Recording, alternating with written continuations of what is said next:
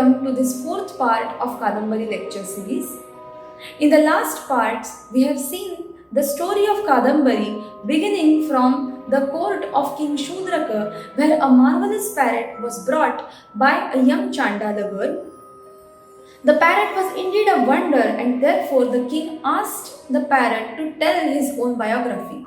The parrot began his story from the description of Vindhyatavi and then moving on to the hermitage of Sage Jabali. There, Sage Jabali had begun to tell the story of the parrot's past life, which began with the story of King Tarapida of Ujjayini, his son Prince Chandrapida, and how Chandrapida set out for a Digvijaya along with his best friend Vaishampayana and his attendant Patralekha. While going on Digvijaya, they had come to the foothills of Himalaya mountain, and there Chandrapida had got lost into the forest of Himalayas along with his horse Indrayudha. Then he had come to a beautiful lake called the Achoda lake, and while resting there he had heard the sound of veena being played. On following that, he came to the hermitage of a young ascetic girl called Mahashweta, and she told him her own story,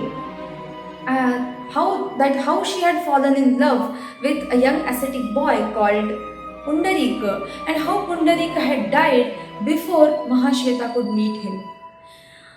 A divine person had taken the body of Pundarika and had told Mahashweta to wait till Pundarika will be united with her.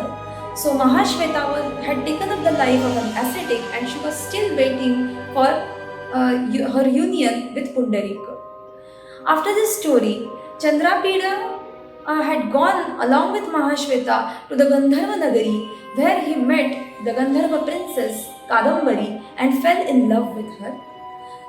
After that, Chandrapida had to return back to Ujjayini on the order of his father Tarapida. After coming back, later on Patralekha, his attendant, joined him, and she told him that Kadambari had confessed her love for him, and now Chandrapida must meet Kadambari as soon as possible. Chandrapida was in a dilemma, and at that time he got a message that his army, which he had left in the care of his friend Vaishampayana, had come back to Ujjayini, but mysteriously Vaishampayana had not come back along with the army. On the other hand, he had sent a message that he can never return home now. Here we had left the story in the previous episode, so now we will continue from here. On getting this message from Vaishampayana, Chandrapida was very much surprised because Vaishampayana had never behaved like this before. So he decided that he must go and meet Vaishampayana and ask him what has happened to him. King Tarapida also permitted him to go back to Himalayas, and so he set off on his horse Indrayudha along with Patralekha and his army to go back to Himalayas. Secretly, he was very happy to go there because this gave him a chance to meet his beloved Kadambari. So all the while on his journey, he kept thinking that how he will convince Vaishampayana, and then he will go and meet his beloved Kadambari, marry her, and then enjoy all the pleasures of youth. At that time, there was monsoon season, and therefore all the dark clouds, the darkness, thunder and heavy rains made his journey very much tiring and gloomy. But still, Chandrapida continued, and after some days he reached to the foothills of Himalayas and came to the banks of Achoda lake. But the Achoda lake did not look as pleasant now as it had looked when he had seen it for the first time. Chandrapida searched everywhere around the lake in that whole surroundings, but he found no trace of Vaishampayana. He became very much worried, and he thought that perhaps Mahashweta might be knowing something about Vaishampayana because she lived there only. So Chandrapida mounted on Indrayudha and went to the hermitage of Mahashweta. There he found that Mahashweta was sitting sorrowfully on the floor, being attended by her friend Taralika.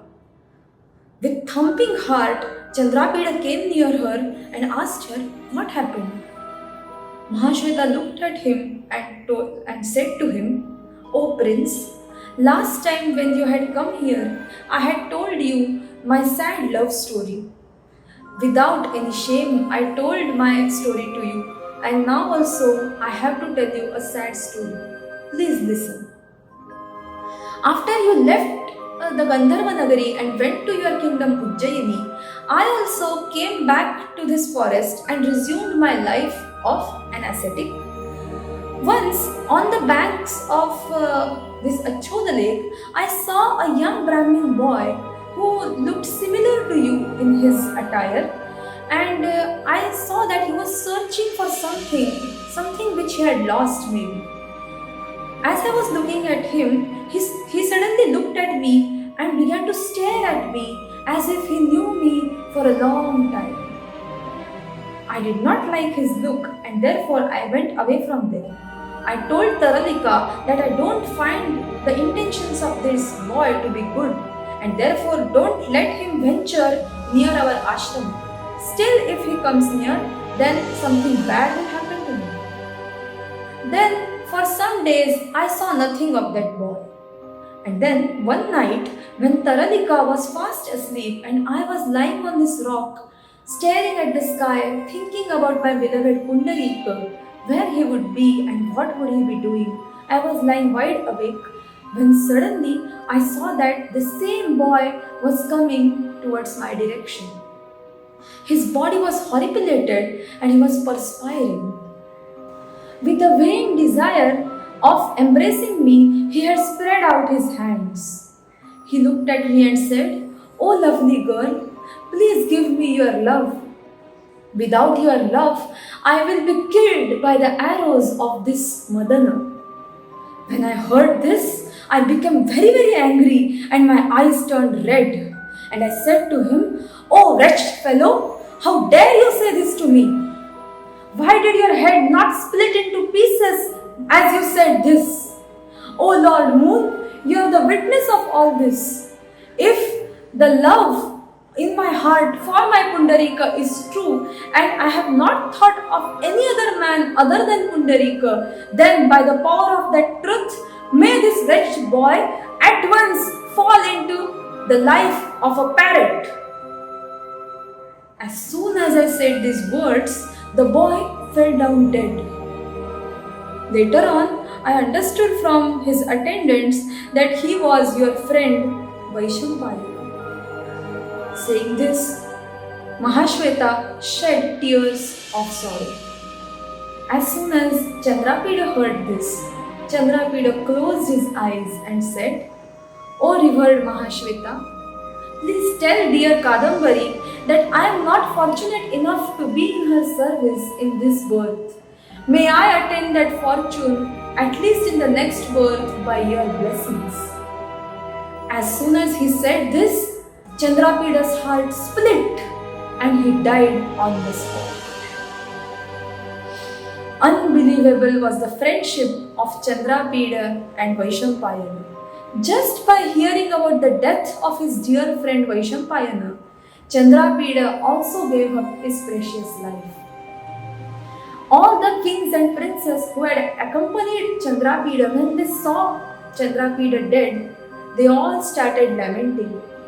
At that time, Kadambari also came there because she had received a message that her beloved Chandrapida had come there to meet her. So she had come along with her maidservants, and when she saw that her beloved Chandrapida had died, she stood motionless and quiet like a statue. Did not say a word at all. Her maid became anxious and she said, "O princess, let down your sorrow in the form of tears, or else your heart will break." At this, Kadambari laughed and said, "What is the use of crying when I am already dead? Without the Lord of my life, this life is like death for me. So now I will follow my beloved, and you promise to take care of my parents." Saying so, Kadambari touched the feet of Chandrapida, and a miracle happened. a flash of light arose from Chandrapida's body and a voice spoke from the sky. O child Mahashweta, I had consoled you the last time when I had taken the body of Pundarika along with me. Let me tell you that the body of Pundarika is still safe in my custody, and now I have come to console child Kadambari as well. She will also be united with her beloved Chandrapida, and so keep Chandrapida's body safely. Do not burn or destroy it. When everyone heard this divine voice, everyone stood still with wonder. Only Patralekha moved from her place. She went to the horse Indrayudha and said to him, "You do not look good without your master." And she pulled him behind her and she jumped into the Achoda lake along with Indrayudha horse. Everyone looked at this in bewilderment. And suddenly, a calm and young ascetic boy arose from the lake, and slowly he came to Mahashweta and said to her, "O Gandharva princess, do you recognize me?" Mahashweta looked at him and she said, "O revered Kapinjala, you are the friend of my beloved Pundarika. What happened to you? How did you come here? And where had you gone when the divine man took the body of Pundarika? Please tell me the entire story." Kapinjala said, "O princess, you saw me follow the divine man who had carried Pundarika's body. So I went behind him into the skies, and that divine man went to the Chandraloka. He kept Pundarika's body safely, and then he turned to me and said, 'O Kapinjala, I am Lord Chandra. I am Lord Moon myself. And let me tell you that this friend of yours, Pundarika, had cursed me before dying, that just as I am dying because being tormented by your rays, I am dying without meeting my beloved.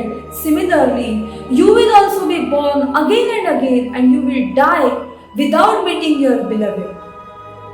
When I heard this curse, I was very angry, and I said to him, 'May this same thing happen to you as well.' And then Pundarika died. Then I only felt very sorry that why did I curse this love-lorn Pundarika? So I came down, I consoled Mahashweta, and I took this body of Pundarika and kept it safely so that at the end of this curse, Pundarika can meet Mahashweta. So as per the curse, now I and Pundarika, we both have to be born on the earth at least 2 times. So now, Kapinjala, you go to sage Shvetaketu, the father of Pundarika, and tell him about all these happenings. He may have a way out of this situation." On hearing these words of Lord Moon, I also set off speedily to go to the hermitage of sage Shvetaketu. But in my hurry, while going from the sky, I stumbled upon a deity who was going in a vimana. He was very angry and he said, "You are walking on this path like an intoxicated horse, and therefore you may fall into the life of a horse." I at once begged for mercy, and then that deity told me that I will be released from my curse when my master will die and I will take a dip in the waters. So now I knew that my friend Pundarika and Lord Moon both were going to take birth on this earth, and now I also had to take birth as a horse. So I thought that, may I stay near my friend? Let me stay near my friend. And so I asked the deity that please tell me where they both will be born. The deity meditated for a minute and then told me that Lord Moon is going to be born as the son of King Tarapida of Ujjaini from the womb of Queen Vilasavati. His name will be Chandrapida. And Pundarika will be born as Minister Shukanasa's son Vaishampayana. As I heard this, I also took birth as Indrayudha horse, and I remained in the service of Chandrapida. Now that Chandrapida has died, I am released from my curse. When Mahashweta heard this biography of Kapinjala, she began to cry all the more because she understood that she had cursed her own Pundarika, who has come in the form of Vaishampayana. She had cursed him to become a parrot. She was very, very unhappy. But at that time, Kadambari suddenly asked Kapinjala that what happened to Patralekha, who had also jumped into the lake along with you. On that, Kapinjala said that he did not know anything about Patralekha. And then he took their leave and he set off to go to the hermitage of sage Shvetaketu. Mahashveta and Kadambari both looked at the body of Chandrapida and found that it had not deteriorated. On the other hand, it was shining with radiance. So Kadambari decided that she will keep serving the dead body of Chandrapida with a hope that one day Chandrapida will be revived after his curse gets over. A message was also sent to Ujjaini to King Tarapida, and Tarapida, Vilasavati and Shukanasa all rushed to the Himalayas and they saw their son. They digested their grief and they decided that let Kadambari serve Chandrapida and we will not become a hurdle in her service, and so they began to stay in the nearby forest by adopting the life of asceticism. Here, sage Jabali ended his long story and said to his disciples that Pundarika, who was reborn as Vaishampayana, got cursed because of his own fault, and now he is born as a parrot, and this is the same parrot that is born. He looked at me, a helpless young parrot child with ungrown wings. As I heard the story of my past life, I regained all my memories. I got all the knowledge of scriptures, Vedas, everything that I had gained in the last life. I remembered all my relations, my beloved Mahashveta, my parents, my friend Chandrapida, everything I remembered. And I started lamenting my state of a helpless parrot. As all the ascetics went away for their own work, I sat there thinking about my past life. At that moment, my old friend Kapinjala suddenly came there and I was so happy to see him. He picked me up in his palms and hugged me to his heart. Then he said to me, "Oh my friend Pundarika, I have come to you with a message from your father Shvetaketu. He has said that he has started a sacrifice for your welfare, and so until that sacrifice gets over, you must stay in this hermitage of Jabali, and you should not go anywhere, you should not venture outside." I promised this to Kapinjala, and then Kapinjala went away. I passed many days there happily, being fed by all the ascetic boys. I was very much safe in that hermitage. After some days, I became young and I outgrew wings. Now I could fly about in the hermitage. As soon as I started flying, I thought, my dear Mahashveta must be waiting there in the Himalayas for my return. What is the use of staying here? Let me go there and stay along with my beloved Mahashveta. Thinking this and forgetting everything that Kapinjala had said to me, I just ventured off. I went out of the hermitage without informing anyone. I flew and flew and flew, but soon my wings began to ache because my wings were not so strong. So I had to rest on a tree. Due to the fatigue, I fell asleep. And after some time, when I got up, I found that my body was tied up with strings, and I saw a cruel man sitting in front of me. I begged him to set me free, but he said that, no, our princess of Chandalas has asked us to catch you and take you to her. She heard about a talking parrot in Jabali's hermitage, and finally now I have got you. Now I will take you to our princess of Chandalas. And he carried me to a small Chandala village. There I came in front of this Chandala princess. She was very happy to get me. She put me in the wooden cage and I was amused by my presence. I was very angry, and so I decided that I will not speak anything. I will just take Mauna Vrata and I will sit quietly. Maybe being bored of me, she will set me off. So I would not speak anything and I stayed like an ordinary parrot in that cage. Many days passed, and then one fine morning I saw that my cage had turned golden and all the village of Chandalas had become as prosperous as the heavens. I was very surprised, but before I could ask anything, the Chandala princess took me and she brought me here to your palace. Now, who is this Chandala girl? Why did she capture me and keep me in her custody for so many days? And why has she brought me to you? This I also do not know. Here, our Vaishampayana parrot ended his long story. When King Shudraka heard this, he was very much surprised and he turned to the smiling Chandala girl inquiringly. The Chandala girl smiled and said, O king, you have heard the story of the past life of yourself and Pundarika. Yes, you are the beloved of Kadambari. You are Chandrapida reborn. And I am goddess Lakshmi, the mother of this ignorant Pundarika. Even after ordering him to not go out of Jabali's hermitage, he still ventured out to meet his beloved Mahashweta. Therefore, I had to take the form of this Chandala girl and keep him in my custody till the sacrifice for your welfare was over.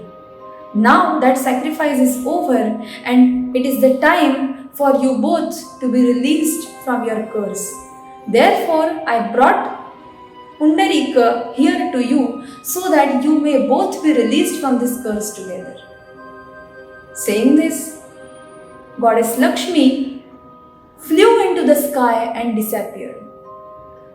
Now, King Shudraka, who was a listener until now, regained his memory and now became a part of the story itself. He regained his knowledge of his past life as Chandrapida and he looked at Vaishampayana and said, Oh my dear friend Vaishampayana, alas, Pundarika, it is our time to go back to our beloveds who are waiting for us. Saying this, King Shudraka remembered his dear Kadambari and closed his eyes. And so did Vaishampayana. In the meanwhile, here on the banks of Achoda Lake, Kadambari was still serving the dead body of Chandrapida. Many days had passed and now the spring season had arrived. And now it was very difficult for Kadambari to live without her beloved Chandrapida. So one day she just embraced Chandrapida's body with an upsurge of love. And at that moment, Chandrapida regained life and he embraced Kadambari tightly and said, My dear Kadambari, I have been released from my curse. I have left that body of Shudraka and I have come back to you forever. Similarly, Pundarika is also released from his curse. At that moment, Pundarika also descended from the sky along with his friend Kapinjala. Too happy to say anything, Kadambari got up and went in a jiffy to inform her dear friend Mahashweta about Pundarika's arrival. Similarly, a message was sent to the Gandharva Nagari, to the Gandharva kings Chitraratha and Hamsa. A message went to King Tarapida that his son had regained life. And all of them came together to celebrate the lovely marriage of Kadambari and Chandrapida and Mahashweta and Pundarika. So this beautiful story ended happily after a lot of twists and turns. But still, one question was unanswered. So after their marriage, when Kadambari and Chandrapida were sitting together, Kadambari asked Chandrapida, Oh my lord, What happened to Patralekha, who had jumped into the Achoda lake after you died? She was your attendant and I also liked her very much. On that, Chandrapeda said, I am the incarnation of Lord Moon, and she was my most beloved wife, Rohini. When she understood that I had to take birth in human form, she also took birth in order to serve me. But after my apparent death, when she entered into the Achoda lake, she went back to Chandraloka and I forbade her from taking birth again. So that was Rohini who had become Patralekha. When Kadambari heard this, she was mesmerized by the dedication and servitude shown by Rohini. In this way, our beautiful and enchanting story of Kadambari comes to an end. The last sentence of Kadambari says, न केवलं चंद्रमा कादंबर्या सह कादंबरी महाश्वेतया सह महाश्वेता तो पुंडरीकेण सह पुंडरीकोऽपि चंद्रमसा सह परस्परावियोगेन सर्व एव सर्वकालं सुखानि अनुभवन्तः परां कोटिम् आनन्दस्य अध्यगच्छन्. All of them lived happily, enjoying the highest pleasures of life in each other's company. So here, our beautiful story comes to an end. I hope that you have enjoyed this story along with me in this series of Kadambari lectures.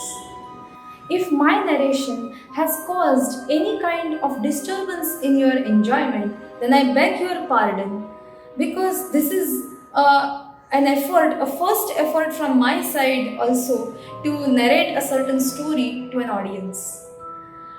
I hope that I have at least done justice to this beautiful story of Kadambari. Let us meet again and again with new stories in this beautiful treasure of Sanskrit literature. Here, our series has ended and I take your leave now. Thank you very much. Namo Namah.